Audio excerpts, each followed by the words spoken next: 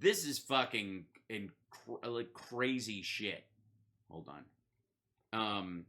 So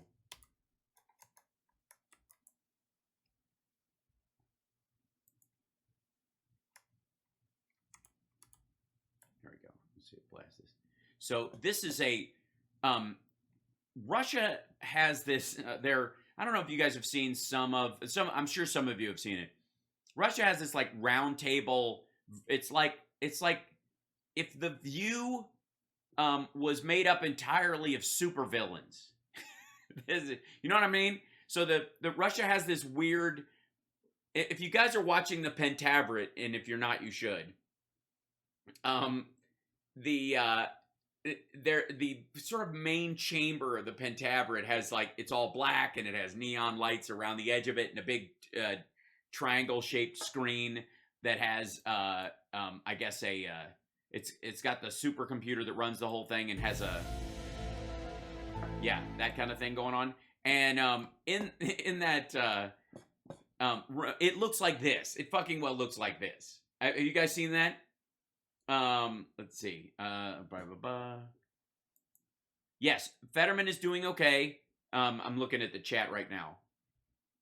Putin's military is so old school. It's back in the 50s where you blow up towns and they just kill everyone. Exactly. And it's terror based because they figure you'll fold if they're more vicious than you. And watch what this dude says. So this dude comes in and he's a retired Russian colonel, and he starts talking about how there's a huge difference between like Ukrainians that just pick up arms and run into battle versus Russian conscripts that are forced into fighting for the country. Because they're kind of, the conversation right before this is they're talking about the training schedule to build up an army. And the fact is that though there are only about 250,000 what would be professional soldiers in the Ukrainian military, which is twice or almost three times as many as they had back before 2014.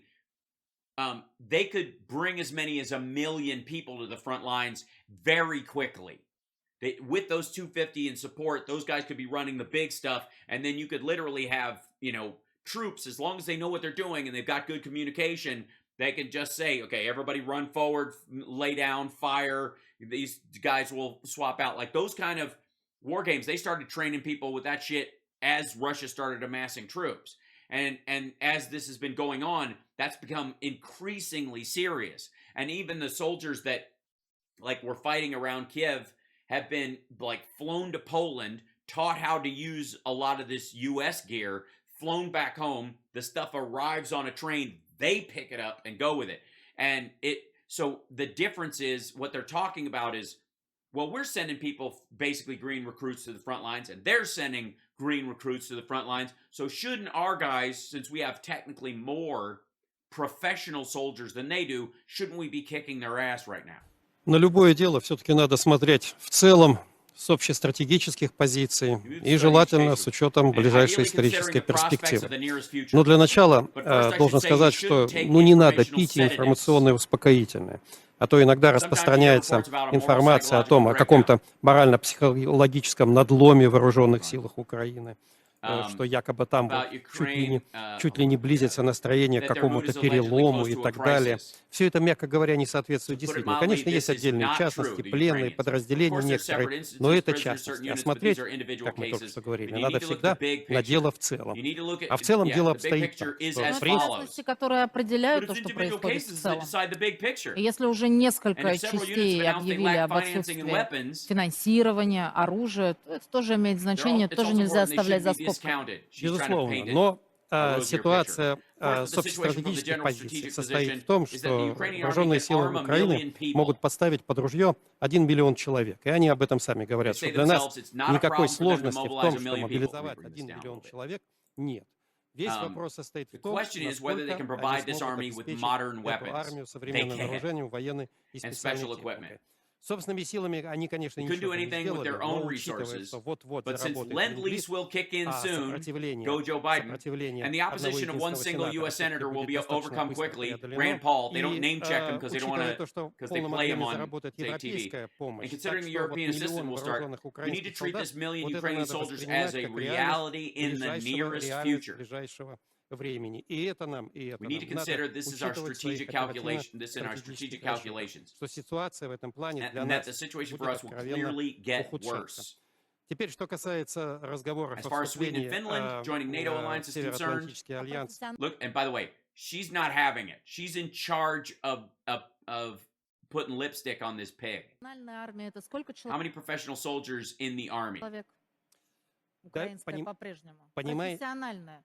Те, кого мобилизуют, тоже Mobilized soldiers might not be very good. She means just like Ukrainian citizens might not be very так good. себе контингент. дело в The том, point is that the level of professionalism of any army is что determined уровень профессионализма любой армии определяется не not by the комплектованием recruiting ее of по contract контракту, soldiers, а уровнем but the выучки level of личного training of the состава, troops выучки личного состава и его and морального its настроя, morale готовности and проливать кровь за readiness to свою spill родину. blood for the Вот этим motherland. определяется This is what уровень decides the level of профессионализма. И professionalism. призывная армия And a может conscript быть army can be высоко highly professional. профессиональной. That means the Ukrainians, because they may not have like long-term skill of of like lieutenants in the field, but they're protecting their homeland. This is exactly what Philip Ittner is always talking about. Уровень, The level and method of recruitment способ комплектования doesn't matter. никогда не never определяет determines the level of professionalism of an У нас, army. кстати, вот это This догма dogma is очень very strong in прочно the heads of засела some of our в political головах experts who некоторых think наших политологов, that что если человек взят по a контракту, contract то это soldier must be a профессионал. professional. Отнюдь. Not at all. А желание And защищать the свою desire to родину, defend ну, their в том понимании, homeland, как оно as they существует в understand Украине, it in оно Ukraine, там реально it very существует, much exists, and they are ready они to намерены fight until. Профессионализм. And she goes, by professionalism, we mean the desire to die. This is what it is. Like, she's trying to paint the Ukrainians like their desire to fight for their country. She wants to paint it as die for their country. Sorry, I'll bring this down a little bit more. I'll just mute it in here. It's a little bit, it's kind of fun to hear a little bit of it, though. Trying to bring it down a touch. But she's like, professionalism, we mean the desire to die. So it's painting this idea that Ukrainians are on a suicide mission. They're basically suicide bombers for Nazism. That's the way she's trying to drive it. He's not having it. Watch this. С вами называем желание умереть. Я бы так это не формулировал. I wouldn't put it like Я this. бы так это не формулировал. И все-таки Желание умереть. The desire to die for your country. За No. To fight for your country, dum-dum. They plan on living. They're willing to die. That's different. The desire to die is what you're insisting your soldiers have. The willingness to die is wholly different. страну является профессионализмом. It's professionalism. The willingness to die. She's like, this isn't professionalism. Профессионализмом это не является, но это является составной But it is the частью, integral part of high составной combat частью высокой effectiveness of боеспособности any army. армии. Одной из важнейших. One of the most Как important говорили parts. классики As the scholars of марксизма-ленинизма, Marxism and а они в Leninism этом once плане said, были and they knew what they were talking about here, не дураки, что в конечном счете ultimate victory on the battlefield is determined by the high morale of победа на troops. поле боя определяется высоким моральным состоянием личного состава, который проливает Who are кровь spilling blood for those ideas they're ready to fight for. за те идеи, за которые он готов сражаться. Не взять, не дать, That's не how it взять. is. Классики в этом плане были The исключительно scholars were правы. right.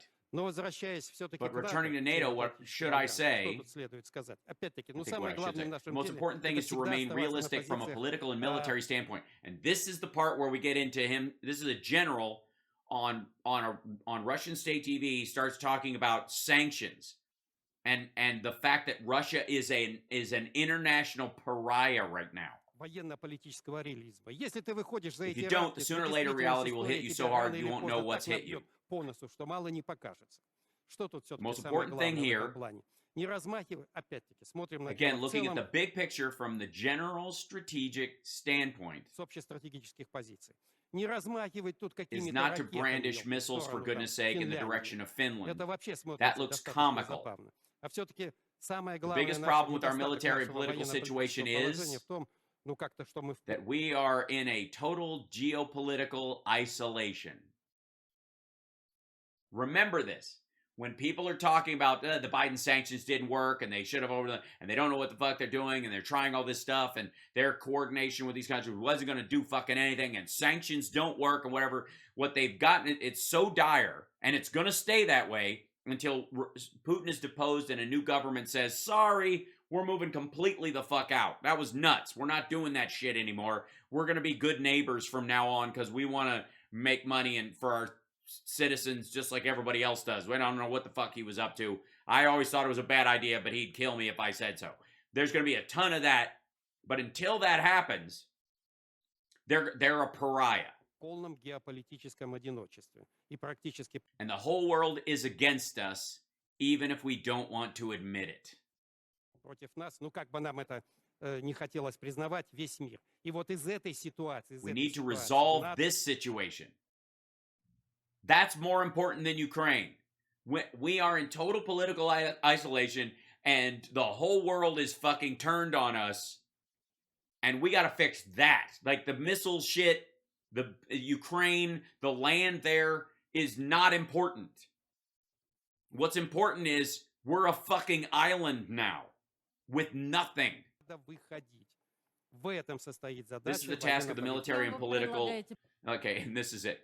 And who do you suggest making friends with and at what cost? Why don't you consider the Chinese representatives of the civilized world? Oh, she's painting him as a racist right now. Hey, kiddo, I got news for you. I don't know if this dude knows about the current state of the Chinese economy, but he sure as fuck knows about the current state of the Chinese military. And what he's going to say amongst his friends, more than likely, if he considers himself, a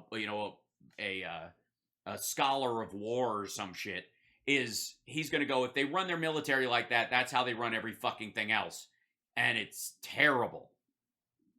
The Chinese military is less prepared and less effective than the Russians are now known to be, much less what they were thought to be.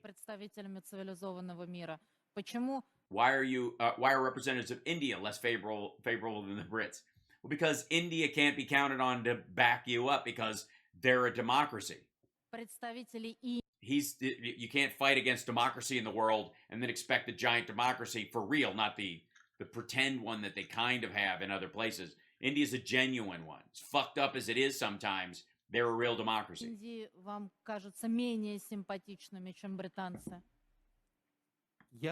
I'm looking at the big picture. Here's why. Because those are two giant developing nations, one of which is on a cliff right now economically, and their people are going to be starving and freaking out. You've already got a border dispute with them. And India won't have anything to gain with a friendship from Russia if the U.S. and others start brokering a deal between them and Pakistan or those kind of things. There are more people who are for us or who stay neutral. Yeah, it's just none of them have the money, the gear, the tech, the people, the tourists, anything you want. More people in the aggressive West, which is completely hostile to us. We weren't like 6 months ago. We thought your leader was a dick, but we weren't hostile to the country as a whole. But you agree the situation is not normal. А что касается Индии и Китая, о которых вы говорили, то их поддержка нашей страны не является so unconditional. Прямо уж такой безусловно. И опять-таки. Но мы же понимаем, что нам But we understand that we had no choice. Yeah, look at him. He's like, I see. All right, I'm basically trying to run my projector through a prism. I ask you again, is there any chance of being friends with London? Is there any desire? After everything that's been said and done. By you guys. Fuck off. No.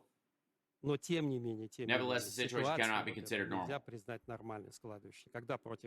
When against us is a coalition of 42 countries, all of which, by the way, make up the 80% of the world's economy by themselves. О нашей возможности и в военно-политическом, и военно-техническом плане, но все When our resources, military, political, and military technical are таки limited, ограничены. which apparently is adding military to political and technical is a Russian thing. That's fascinating. Это As a такую hyphen. ситуацию, нельзя признать нормальной. И из нее в любом It's not normal, and one way or another, we must случае resolve нам this. надо выходить. То, что сейчас Few происходит people call нормальным, what's happening normal. мало кто считает и называет, но еще I раз говорю, repeat, we это were forced to вынужденная do мера. this. Yeah, you totally were. You were forced to do this because of NATO expansion. На кону наше Our very existence is on the line. Look at him. He's like, I don't think so. существование, сдаться не представляется Surrender is not возможным. possible. Найти общий Finding a язык common language with those who want us to disappear. Who the fuck wants Russia to disappear as a culture? Like I swear to God, like there's a level of like the one thing I was struck when I was in China with more than anything was the kind of overall low self-esteem of the sort of projected image of the country, that somehow that they thought the world looks down on them as backwater and backwoods for some reason, when most people, especially in the last 12 years, have really looked at China as ascendant and kind of amazing for all their infrastructure stuff, even though we now know it's basically cardboard. But at least the thought of it, maybe that was why. Maybe it's because they knew it was bullshit and just for show, and the people who were amazed by it, they're like, well, of course that asshole thinks it's amazing. Look, I mean, I showed you guys the world's biggest library, which didn't have any fucking books in it, in a country that drastically controls what books you're allowed to read. Is kind of hilarious, right? But it was sort of a more of a depressive attitude that the world thinks we suck. And a lot of that more had to do with sort of the copying of Stalinist Russia than it had to do with Chinese cultural stuff, which they had obliterated in the Great Leap Backwards. The Cultural Revolution, Mao's Cultural Revolution, was a horror. I mean, more people killed there than in the Holocaust, by a factor of 10, or at least a factor of 6, let's say. But Russia seems to have like a version of that is based on more of an angry, paranoid vision. Теми, кто выступает за наше исчезновение, не is представляется. impossible. Okay, so yeah, see, and again, how do you go to the fucking negotiation table with this bullshit? Everybody's like, we just need to push for peace. We gotta get Russia to the negotiating table. They like, this is the nightly like news gathering show. This is the highest rated show, if they have ratings at all. It's the highest propagated show there, which tells people what to think. And the message is they want us to, we're the Jews right before the final solution. They want us dead. How do you even, yeah. Возможным. Придется идти до конца, и здесь уже кто сдюжит, я исхожу из того, что это будет наша великая страна. The great country will win. Anyway, so that's, and indicative in many ways of where they are right now. Like, people are finally talking, sort of speaking truth to power in this bullshit. And there have been these reports that pro-Russian bloggers, like who do, video blogs, even inside Ukrainian territory, and some of them as far in as Kharkiv and other places, have started criticizing Russia's failure because they watched it happen. They basically watched the cavalry start to arrive and then immolate themselves and then fall back and disappear. And they were like, fuck, I was counting on a sweet job after this was all over, right? And so they've started, complaining about this. Well, one of them that was in the Kharkiv region was murdered. And the Russians were saying this pro-Russian blogger was killed by the Ukrainians just for espousing, his belief in Russia and his support for just for his words, the Ukrainians murdered him.